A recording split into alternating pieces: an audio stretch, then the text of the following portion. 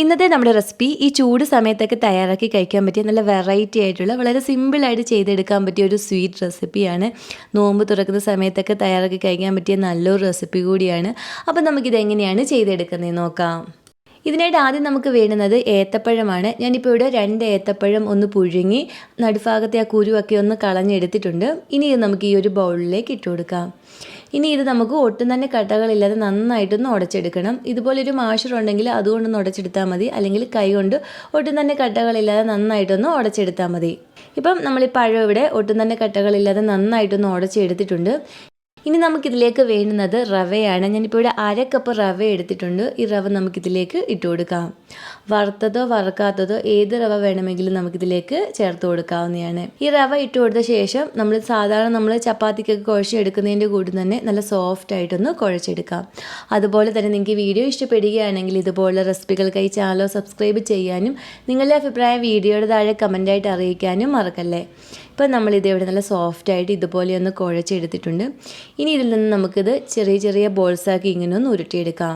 ഇപ്പം നമ്മൾ ഇതുപോലെയൊന്ന് ഉരുട്ടിയെടുത്തിട്ടുണ്ട്. ബാക്കിയെല്ലാം നമുക്ക് ഇതുപോലെയൊന്ന് ചെയ്തെടുക്കാം. എല്ലാം നമ്മളിപ്പം ഇതുപോലെയൊന്ന് ഉരുട്ടിയെടുത്തിട്ടുണ്ട്. ഇനി ഇതൊന്ന് ആവിയിൽ വേവിച്ചെടുക്കുന്നതിനായിട്ട് ഞാനിപ്പം ഇതുപോലെ ഒരു ടിന്നിൽ അല്പം നെയ്യൊന്ന് തേച്ചെടുത്തിട്ടുണ്ട്. ഇനി നമ്മളിത് ആവിയിൽ വേവിച്ചെടുക്കുന്നതിനായിട്ട് ഈ ഒരു പാനിൽ വെള്ളം തിളയ്ക്കാൻ വെച്ചിട്ടുണ്ടായിരുന്നു. വെള്ളം തിളച്ചതിന് ശേഷം തീ ഒരു മീഡിയം ഫ്ലെയിമിൽ വെച്ചിട്ട് നമുക്ക് ഈ ഒരു ടിന്നിലേക്ക് ഇങ്ങനെ വെച്ച് കൊടുക്കാം. ഇനി നമുക്കിത് ഈ ഒരു ടിന്നിലേക്ക് ഇങ്ങനെ ഇട്ട് കൊടുക്കണം. ഇനി തീ ഒരു മീഡിയം ഫ്ലെയിമിൽ വെച്ച് ഒരു 15 മിനിറ്റ് അടച്ചു വെച്ച് നമുക്കിതൊന്ന് കുക്ക് ചെയ്തെടുക്കാം. ഇപ്പോൾ ഒരു 15 മിനിറ്റൊക്കെ കഴിഞ്ഞിട്ടുണ്ട്. നന്നായിട്ടൊന്ന് കുക്കായി വന്നിട്ടുണ്ട്. ഇനി നമുക്കിതൊന്ന് മാറ്റി വെക്കാം. ഇനി നമുക്ക് വേണ്ടുന്നത് പാലാണ്. ഞാനിപ്പോൾ 1/2 കപ്പ് പാൽ എടുത്തിട്ടുണ്ട്. ഇതിലേക്ക് 1 ടേബിൾ സ്പൂൺ അരിപ്പൊടി ചേർത്ത് കൊടുത്ത് ഇത് ഒട്ടും തന്നെ കട്ടകളില്ല നന്നായിട്ടൊന്ന് കലക്കിയെടുക്കണം. ഇനി കലക്കിയെടുത്ത അരിപ്പൊടി മിക്സ് നമുക്ക് ഇതിനെ ഒന്ന് മാറ്റി വെക്കാം. ഇനി വേണ്ടുന്നത് പാലാണ്. ഞാനിപ്പോൾ ഇവിടെ 250 ml കപ്പിന് 2 കപ്പ് പാൽ എടുത്തിട്ടുണ്ട്. ഈ പാല് നമുക്ക് ഈ ഒരു പാനിലേക്കൊന്ന് ഒഴിച്ചു കൊടുക്കാം. ഇനി തീ ഒന്ന് കുറച്ച് വെച്ച് നമുക്ക് ഇളക്കി കൊടുത്ത് ഈ പാലൊന്ന് തിളപ്പിച്ചെടുക്കണം. ഇപ്പം പാൽ ഇവിടെ ഒന്ന് തിളച്ച് വന്ന് തുടങ്ങിയിട്ടുണ്ട്. ഈ ഒരു സമയം ആകുമ്പോൾ നമുക്കിതിലേക്ക് മധുരത്തിന് ആവശ്യമായ പഞ്ചസാര ചേർത്ത് കൊടുക്കണം. ഞാനിപ്പോൾ ഇവിടെ 1/2 കപ്പ് പഞ്ചസാര എടുത്തിട്ടുണ്ട്. ഇതുകൂടി നമുക്കിതിലേക്ക് ചേർത്ത് കൊടുത്തൊന്ന് ഇളക്കി കൊടുക്കാം. പഞ്ചസാരയും ചേർത്ത് കൊടുത്ത് ഇതൊന്ന് ഇളക്കി കൊടുത്തൊന്ന് തിളച്ച് വന്നിട്ടുണ്ട്. ഈ ഒരു സമയം ആകുമ്പോൾ നമ്മളിവിടെ മിക്സ് ചെയ്ത് വെച്ചിരിക്കുന്ന ഈ അരിപ്പൊടിയുടെ മിക്സ് കൂടി ഇതിലേക്ക് ഒഴിച്ചു കൊടുക്കാം. ഈ അരിപ്പൊടിയുടെ മിക്സ് ഒഴിച്ചു കൊടുത്ത ശേഷം നമ്മൾ ഉടനെ തന്നെ ഇത് ഇളക്കി കൊടുക്കണം, അല്ലെങ്കിൽ പെട്ടെന്ന് ഇതങ്ങ് കട്ട പിടിക്കും. അതുകൊണ്ട് നമുക്ക് പെട്ടെന്ന് തന്നെ ഇങ്ങനെ ഒന്ന് ഇളക്കി കൊടുക്കാം.